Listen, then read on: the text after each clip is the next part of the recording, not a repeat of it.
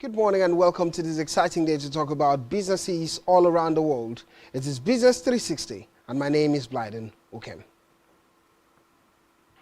In Business 360 today, we'll look at the key features in the world of business. From the commodity markets, we'll also x-ray the very fine details regarding the Aussie dollar, the Australian dollar. We'll talk about the state of things regarding Nigeria's Naira and the recent $3 billion that is a fund cushion to help the Naira in the market. But we begin with global bond yields.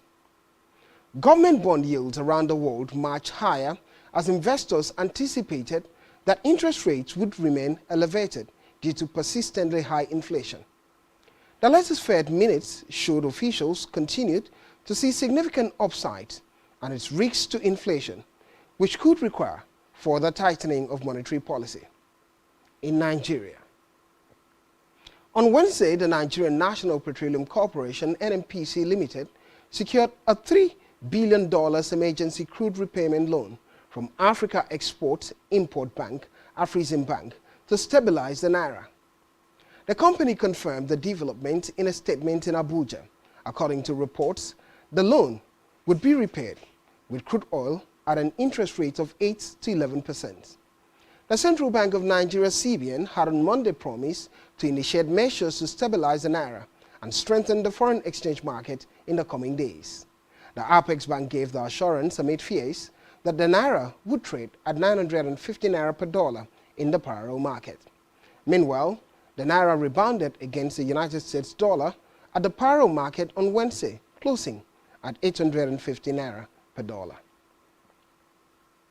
Still in Nigeria, President Bola Tinubu on Wednesday assured investors of a sustainable and friendly environment for growth in the country.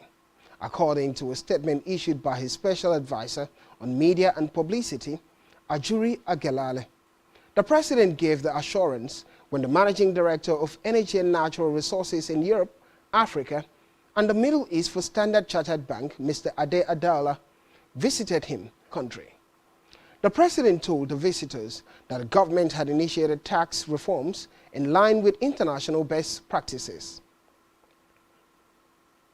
Still in Nigeria, the Nigerian Upstream Petroleum Regulatory Commission, NUPRC, confirmed on Wednesday the collapse of the Saplat Energy drilling rig. Saplat Energy announced on Tuesday that one person died, 3 others were missing as its drilling rig collapsed in Delta State. Roger Brown in the early hours of Tuesday. The continued shutdown of operations by Nigerian Liquefied Natural Gas Limited is a looming danger to the country's annual production of 22 million tons of gas, according to reports.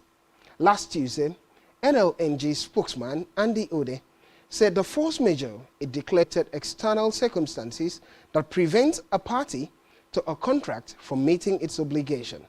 The force majeure still subsists as the unavailability of upstream gas suppliers, major liquid evacuation pipelines occasioned by sabotage and vandalism still impacts feed gas supplies, Ode said in an email response to an inquiry on the issue.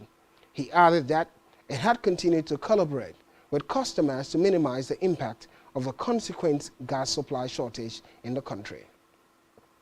Still talking about businesses around the country, Femi Otedola, the chair of electricity producer Geregu Power, received key approval enabling him to become a non-executive director of First Bank of Nigeria Holdings and has been appointed to the top hierarchy with effect from 14 August. The appointment received the sanction of both the Central Bank of Nigeria as well as that of the shareholders of the Financial Services Group, according to Wednesday's notes to the exchange, the Nigerian exchange. Stake in the firm. We'll go on a short break. When we return, we'll be looking at global economy all around the world, economic data and the statistics impact, beginning with U.S. monetary policy minutes. Don't go anywhere.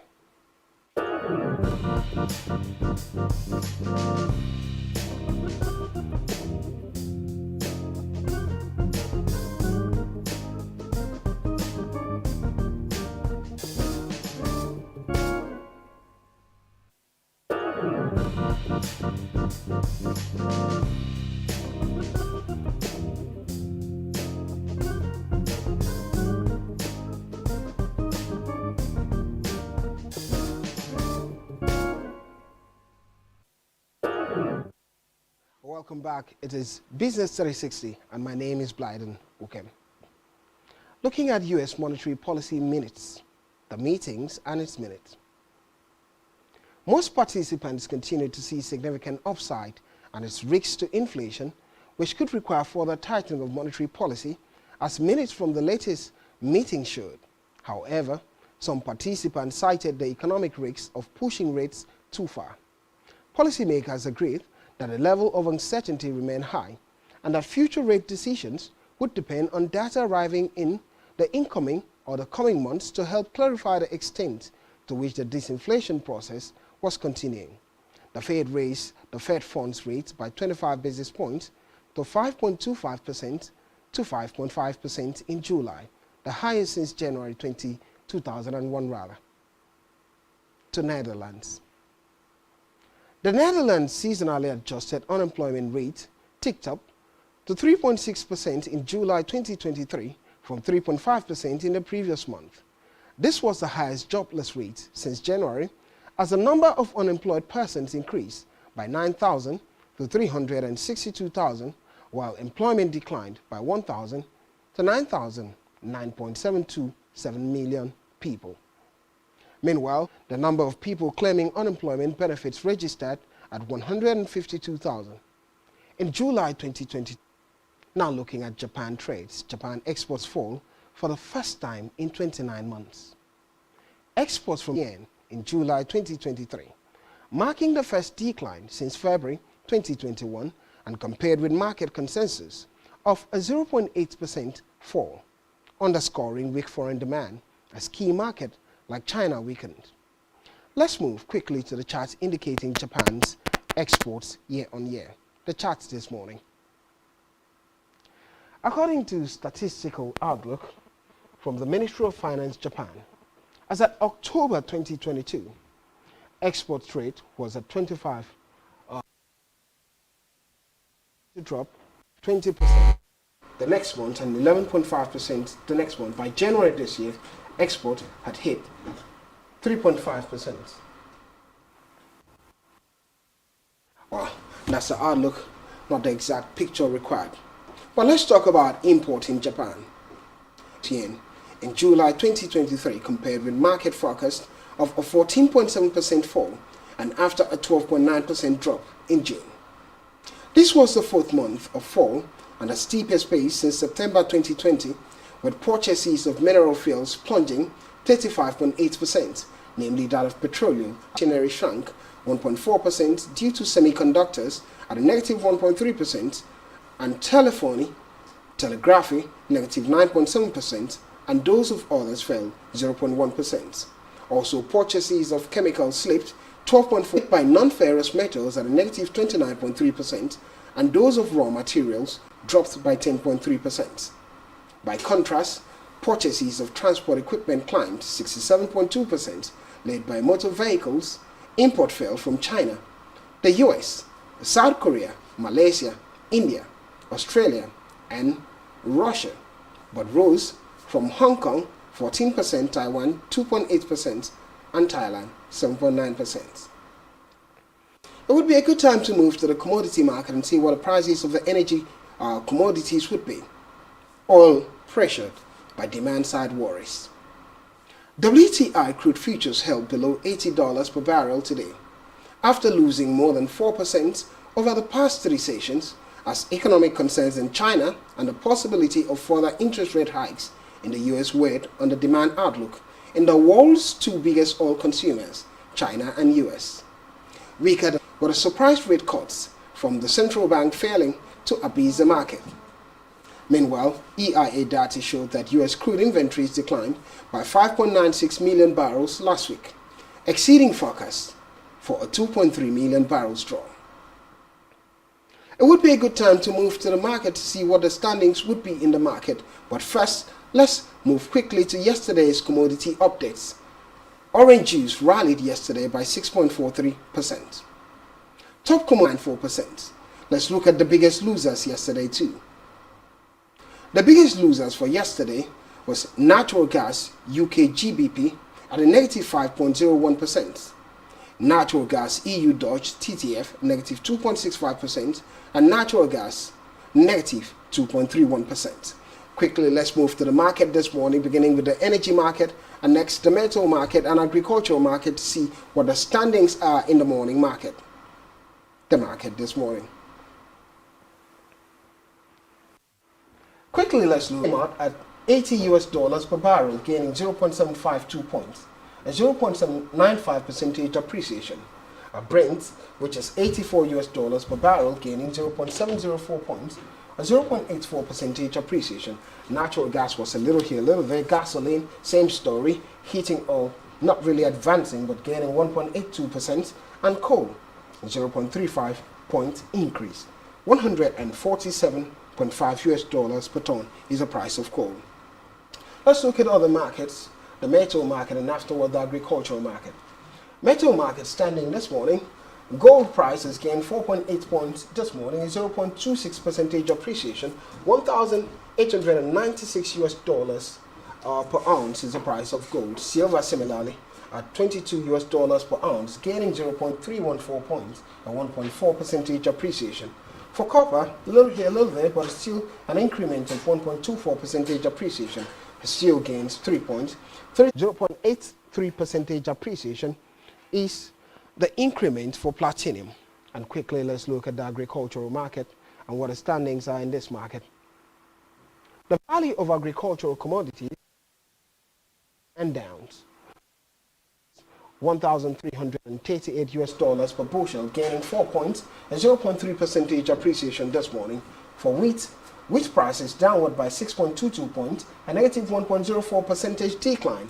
$591 per bushel is the price of wheat. Let's look at palm oil. Palm oil has gained 74 points, 1.92% appreciation. 3,920 Malaysian ringgit per ton is the price. And with yesterday's update, what the outcome of the market was here at the close of yesterday's market. Yesterday's FX update showed that Russian ruble appreciated largely by 5.1% yesterday. The top currency gainers, Russian ruble started it out at 5.1%, Mexican peso 0.3% at number 2 in the gainers list, Brazilian real 0.26% in the gainers list. Let's look at the biggest losers at the closure of yesterday's market.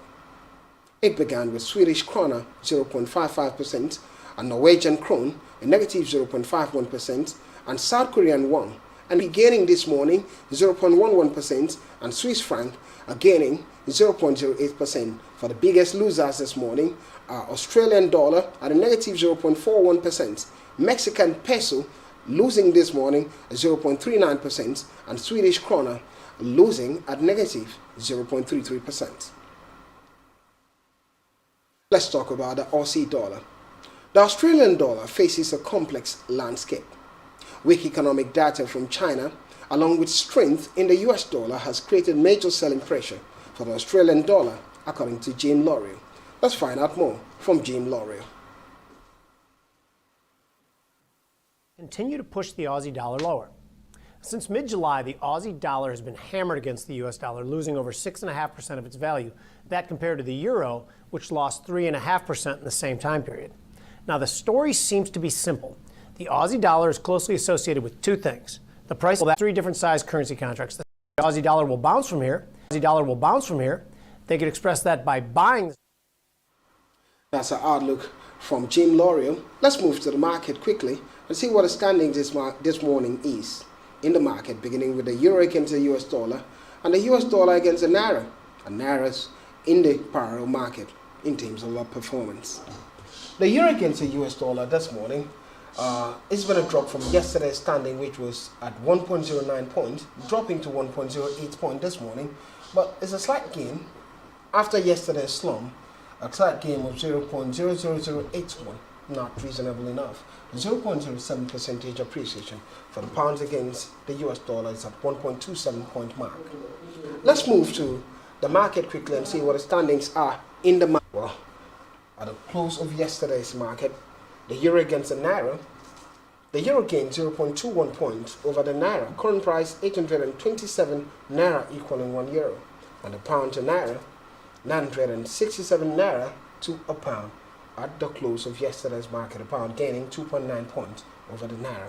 Quickly, let's look at the parallel market. What the standings are for naira in the parallel market amid the caution effect from the CBN. Well, the parallel market shows some improvement for the naira after yesterday's effect, which $3 billion was borrowed and pushed into the market to support the naira. The naira has come out from the 900 plus mark, and yesterday closed at 850 naira to $1, but this morning it's gone back to 870 naira, equaling $1. At the buying rate and selling rate, 850 naira to $1. For the pounds to naira, it's 1,150 naira equaling £1, and 1,000 naira equaling £1 at the selling rate. The euro to naira, 990 naira equals. Quickly, the cryptocurrency market gives an outlook even further. Moving away from the fiat, the digital coins have shown its struggles this morning. Bitcoin dropping 392 points, a negative 1.35% decline. For Bitcoin price is at $28,546 US. Ether $1,788 US, dropping 19 points, a negative 1.05% decline. Binance dropping slightly this morning. Cardano, Solana, Ripples, a little here, a little. Asian equity fell, taking cues from a negative lead on Wall Street, as the latest Federal Reserve meeting stressed that upside risks to inflation remain and that further interest rate hikes are still on the table. Australian unemployment rate rose to a 3-month high of 3.7%. Shares in Australia, Japan, South Korea, Hong Kong, and mainland China all declined this morning. Quickly, let's look at the African stock market and the Nigerian stock market this morning, what the outline is. The African stock market first. Nigerian stock market this morning declining by 14 basis points, and the stock index is at 64,611 index points. While the South African stocks are also downward this morning. SA40 downward 160. On the negative, and the Nigerian stock market this morning. Let's see what the Nigerian stock market is saying this morning. The practicality of it. Well, a slight decline for Saplat Energy amid the concerns and few people dying at the rig at Saplat. Also, Stanbic IBTC have seen slight negativity, dropping this morning. Saplat price level is 1,693 naira per share, and Stanbic IBTC 63 naira per share. United Bank for Airtel also seeing declines this morning. Here we draw the curtain on today's edition of Business 360. My name is Vladimir Kim. Thank you for being a part of it.